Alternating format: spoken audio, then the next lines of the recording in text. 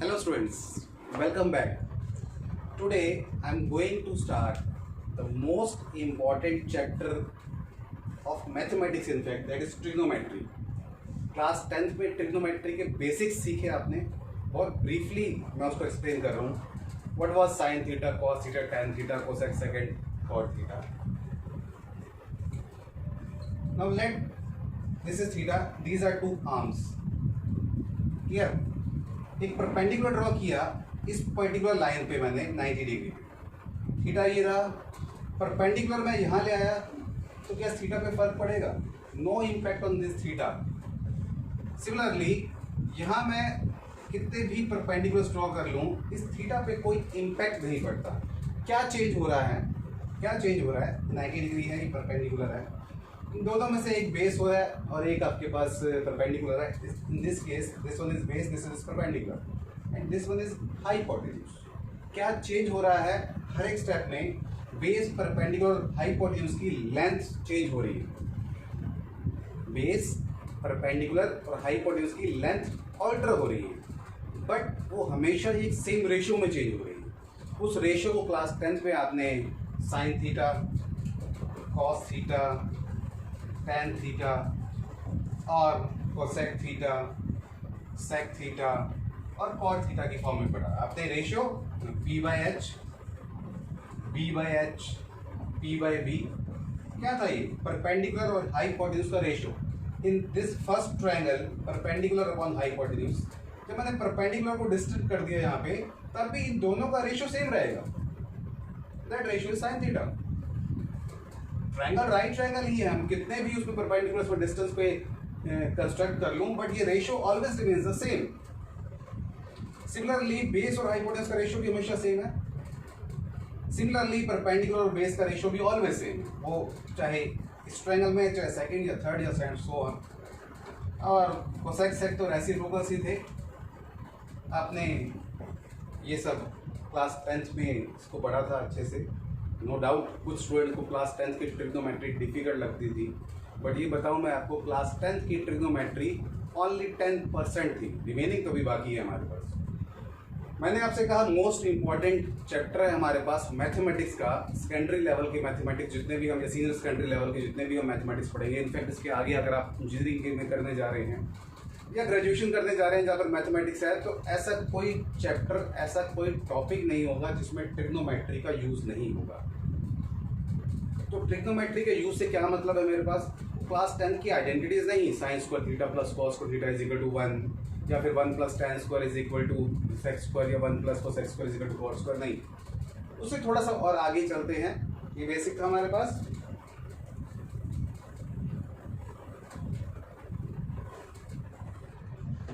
आगे चलने से पहले एंगल को मेजर करने का एक और यूनिट है, उसके बारे में सबसे पहले पढ़ते हैं. That is radian. क्या है रेडियन? अगर मैं आपसे पूछूं आपकी हाइट क्या है, most of the person height क्या बताते हैं फीट में.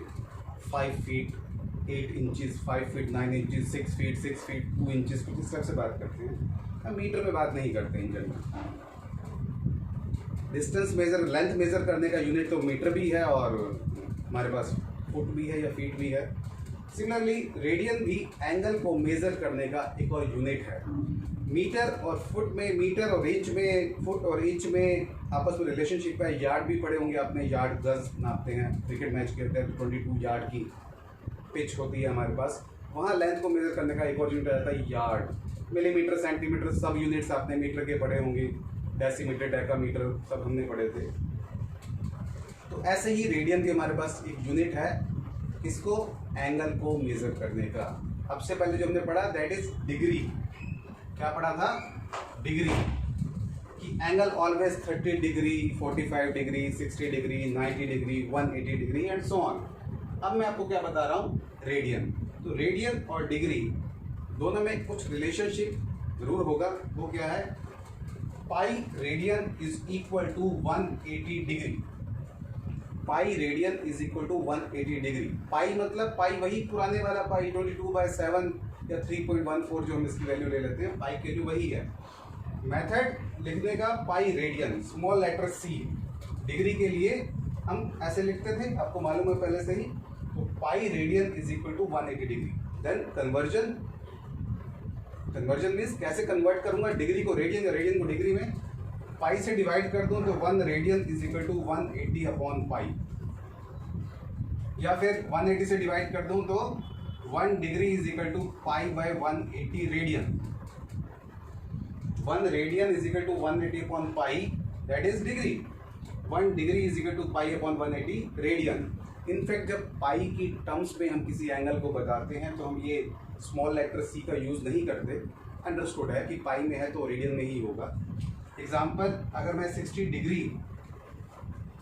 डिग्री को कन्वर्ट करना चाहूँ इसमें रेडियन में, then it will become pi by 3 radian. 60 degree is equal to pi by 3 radian और simply pi by 3। Radian mention नहीं करूंगा, पाई की टर्म्स में है तो ये अंडरस्टूड है कि वो रेडियन ही होगा। Similarly 45 degree is equal to pi by 4, 90 degree is equal to pi by 2, 180 degree is equal to pi, 120 degree is equal to 2 pi by 3 and so on. तो वो सब डिग्रीज जो कॉमनली यूज होती हैं उन सब के रेडियंस की वैल्यू भी आप सबको लर्न होनी चाहिए, या इनफैक्ट लर्न हो जाती है यूज़ करते करते। हम उसको फ्रिक्वेंटली यूज़ करेंगे तो सब ये लर्न हो जाएंगी। पहला काम क्या, फर्स्ट मैंने आपको 11th क्लास की ट्रिग्नोमेट्री का सबसे पहला कॉन्सेप्ट, वो कॉन्सेप्ट ये था एंगल को मेज़र करने का एक और यूनिट हमने सीखा, दैट इज़ द रेडियन। अब रेडियन सीखा तो रेडियन के बारे में आगे फर्दर, रेडियन क्या है, हमारे पास यूनिट है। जैसे एंगल को हम डिग्री में मेज़र करते हैं वैसे एंगल को हम रेडियन में भी मेज़र करते हैं। तो रेडियन में कैसे मेज़र करते हैं, रिलेशनशिप बताया, पाई रेडियन 180 डिग्री है। इसी से मैंने रिलेशनशिप निकाला कि 1 रेडियन 180 बाय पाई है और 1 डिग्री हमारे पास में पाई अपॉन 180 रेडियन के इक्वल हो जाता है। अगर ध्यान हो तो स्टार्टिंग में मैंने सब यूनिट की बात की, कैसे मीटर को मेज़र करते हैं, that is centimetre, decimetre, millimetre and so on. तो उसी तरह डिग्री के सब यूनिट्स भी हैं। डिग्री का एक और यूनिट बताया, आपस में रिलेशनशिप डिग्री और रेडियन में। सब यूनिट्स क्या है हमारे पास, second concept, 1 degree is equal to 60 minutes. कैसे लिखते हैं, 1 डिग्री इज इक्वल टू 60 के ऊपर एक small dash stands for the minute. 1 degree is equal to 60 minute. इस 60 मिनट को या 1 मिनट को मैं कैसे डिस्क्राइब करूं, क्या हो जाता है हमारे पास। फर्स्ट टाइम अगर by with the help of compass आपको सिखाया गया था क्या, construct the angle of 90 degree with the help of compass, 45 degree, 30 degree, 75 degree, 105 degree. 6-7 class I think रही होगी जब आपको first time with the help of compass construct करना सिखाए गए होंगे एंगल्स को। ऑनेस्टी से बताना कि क्या होता था वहाँ पर। टीचर ने कहा 90 डिग्री का एंगल आप कंस्ट्रक्ट करो, आपने with the help of compass 90 degree का एंगल कंस्ट्रक्ट किया, कुछ ऐसे बताया होगा कि भाई ऐसे ऐसे मार्क करो और ये 90 डिग्री का। With the help of protractor आपने उसको मेजर करने की कोशिश की। थोड़ा सा उस 90 डिग्री का जो बिल्कुल स्ट्रेट लाइन थी उसे लेफ्ट या राइट हमारे पास आता था। आप प्रोटेक्टर को एडजस्ट करके टीचर को दिखाते थे, मैम देखो, सर देखो, बिल्कुल एक्यूरेट है। टीचर से कहा हाँ बेटा ठीक है, बैठ जाओ। आपने सोचा हमने तो बेवकूफ़ बना दिया टीचर को, वो तो 90 था ही नहीं, हमने तो एडजस्ट किया। किसको एडजस्ट किया, प्रोटेक्टर को। क्या टिचर को मालूम नहीं था? टीचर को इनफैक्ट मालूम था। अब वो 90 का 91 बना या 90 का 89 बना, जिसको आपने प्रोटेक्टर को थोड़ा सा टेट किया या वो थिकनेस ऑफ पेंसिल की जो लाइन आपने ड्रॉ की थी उसके ऊपर ही एडजस्ट कर दिया, सो दैट मालूम ना चल सके कि वो 90 था या 89 था। अब उस 90 या 89 या 90 या 91 के बीच का जो पार्ट है उसके मैं 60 पार्ट करूँ, 60 हिस्से करूँ। सोचो उन दोनों के बीच में गैप कितना होता है। उसके अगर मैं 60 पार्ट करूँ तो हर एक part will be equal to 1 minute. हर एक हिस्सा कितना होगा, 1 minute. Similarly 1 minute is equal to 60 seconds. This double dash stands for the second. अब ये सेकेंड या मिनट आपकी वो घड़ी की सुइयों वाले मिनट या सेकेंड नहीं है, ये सब यूनिट्स हैं। अब जब मैंने अभी एक्सप्लेन क्या किया कि भाई उस 90 और 91 के बीच में जो गैप है प्रोटेक्टर में, उसके 60 पार्ट कर दूं तो हर एक part will be equal to 1 minute.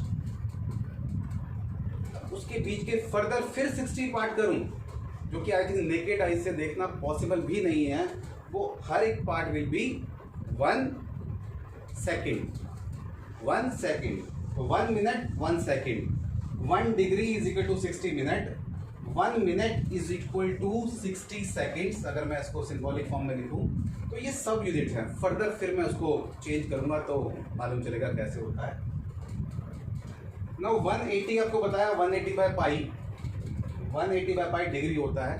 अब 180 बाय पाई, पाई की वैल्यू 22/7, इनफैक्ट एक इरेशनल नंबर है डिनोमीटर में, हम कभी नहीं छोड़ते, छोटी क्लास में बताया गया होगा। अगर कुछ बच जाता है तो हम उसको रैशनलाइज कर लेते हैं, डिनोमीटर में नहीं। फॉर एग्जांपल कि अगर किसी की वैल्यू √2 - 1/√3 आ रही है कुछ इस टाइप से, तो √3 से मल्टीप्लाई एंड डिवाइड, ये आपको सिखाया गया है, बताया गया है। तो वही सब मैं करने जा रहा हूँ कि इसकी एक प्रॉपर वैल्यू निकाल रहा हूँ। मैं यहाँ इसको इरेज कर रहा हूँ, रब कर रहा हूँ, रिवाइंड करके देख लेना अगर दोबारा देखना हो। दोबारा नहीं बता रहा मैं आपको।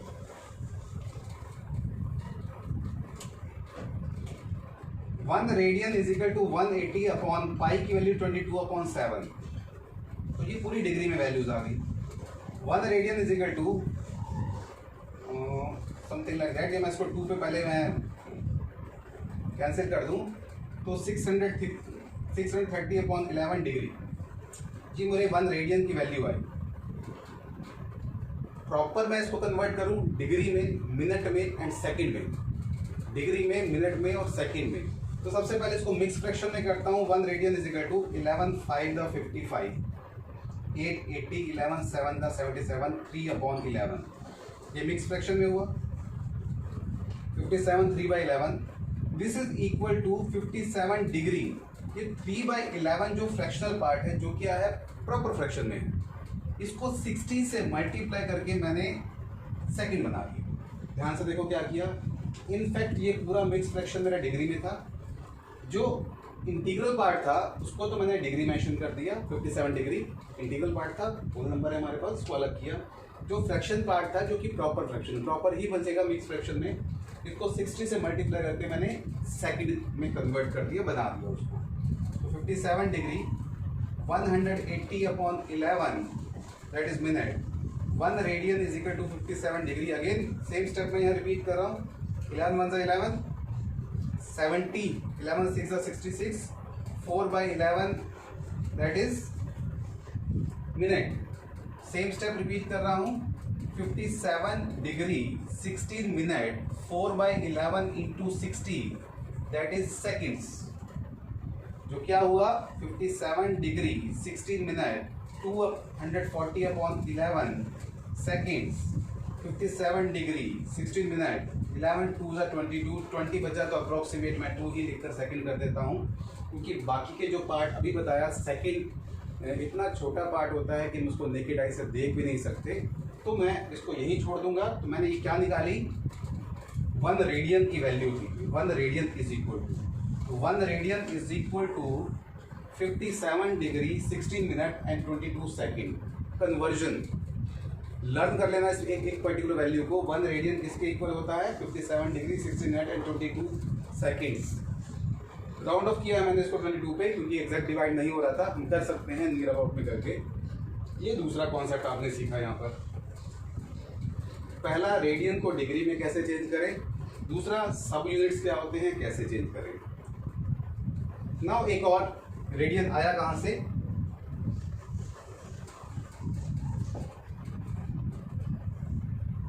टेंथ क्लास में पढ़ा था। लेंथ ऑफ आर्क एल है, रेडियस है एंड थीटा है। Length of arc, radius and theta, इन तीनों में रिलेशनशिप है, that is l is equal to theta into r. Length of arc is equal to radius and the product of theta, but theta should be in radian. Theta should be in radian, otherwise class 10 का chapter 12 relay क्या था आपके पास में, circle का chapter था हमारे पास में, उसमें लेंथ ऑफ आर्क का फॉर्मूला हमने क्या सीखा था, θ/360 इंटू 2πr।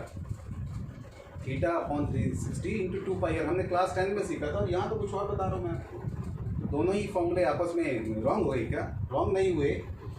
बेसिकली जो 10th क्लास का फॉर्मूला था theta upon 360 into 2 pi R, but theta यहाँ पर क्या था डिग्री में, उस डिग्री को अगर मैं रेडियन में चेंज करूं पाई बाय 180 या 180 बाय पाई से मल्टी डिग्री में चेंज करूं 180 बाय पाई से मल्टीप्लाई करूं तो ये कैंसिल हो जाएंगे आपस में, ये आपस में कैंसिल हो जाएंगे। क्या बचेगा L is equal to theta into R. तो क्लास 11th में जो फॉर्मूला मैं बता रहा हूँ that is the relationship between the length of arc, radius and theta, L is equal to theta into R. तो थीटा की वैल्यू रेडियन में कहाँ से आई थी L upon R. Length of arc को रेडियस से अगर मैं डिवाइड करूंगा तो जो वैल्यू आएगी that will be theta, but theta in radian. जितना मैं इस लेंथ को इंक्रीज करता जाऊंगा, रेडियस है यहाँ से यहाँ आती जाएंगी, यहाँ से यहाँ आती जाएगी इस टाइप से, तो मेरे पास जो डिग्री की वैल्यू है वो भी इंक्रीज होती जा रही है। क्या इंक्रीज हो रही है लेंथ, रेडियस तो कांस्टेंट है इस केस में, सर्कल तो कांस्टेंट था, लेंथ इंक्रीज हो रही है, मींस न्यूमरेटर इंक्रीज हो रहा है तो थीटा की वैल्यू भी इंक्रीज होगी। तो यहाँ से हमने उस रेडियन में फाइंड की थी, किसको फाइंड किया था, एंगल को फाइंड किया था, मेजर करने का एक और यूनिट किया था। बेटा आज के लेक्चर में इतना ही टॉपिक है, इंट्रोडक्शन है हमारे पास में ट्रिग्नोमेट्री। इनफैक्ट जो रियल इंट्रोडक्शन है वो तो आई ही नहीं अभी तक। नेक्स्ट लेक्चर में मैं आपसे बताऊंगा कैसे हम 180 से बिगर एंगल्स की वैल्यूज फाइंड करते हैं, कैसे क्वाड्रेंट को हम क्वाड्रेंट के बारे में सीखेंगे, उनके साइन सीखेंगे, उनकी वैल्यूज फाइंड करना सीखेंगे। 360 कंप्लीट एंगल आपने छोटी क्लास में सीखा और मैं फिर आपको ये बताऊंगा, सिखाऊंगा कि साइन 2025 डिग्री की वैल्यू कैसे फाइंड करें और पॉसिबल कैसे आई, लैक्स में आना एंगल कैसे पॉसिबल है, जबकि मैक्सिमम एंगल तो हमारे पास कंप्लीट एंगल तो 360 डिग्री ही हुआ करता था। नेक्स्ट लेक्चर में हम वो सब सीखेंगे।